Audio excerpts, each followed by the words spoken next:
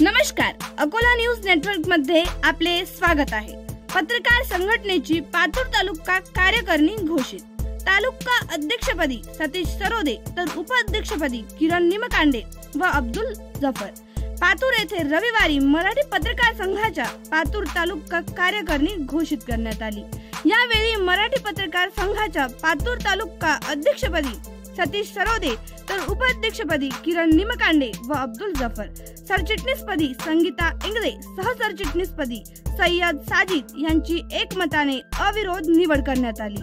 माजी अध्यक्ष सिद्धार्थ शर्मा, मराठी अकोला जिल्हा अध्यक्ष शौकत अली साहेब, सरचिटणीस प्रमोद लाजूरकर यांच्या मार्गदर्शनाखाली रविवार पातूर येथे आढावा बैठक आयोजित करण्यात आली होती। या कार्यक्रमाचे अध्यक्ष शंकरराव नाभरे होते, तर प्रदीप काळपांडे, जिल्हा कार्यकारी सदस्य उमेश देशमुख, जिल्हा कार्यकारिणी सदस्य अखुद्दुस शेख, माजी तालुका अध्यक्ष आदी मान्यवर उपस्थित होते। यावेळी माजी अध्यक्ष अखुद्दुस शेख यांच्यासह प्रदीप काळपांडे, उमेश देशमुख यांची समोविचित भाषणे झाली।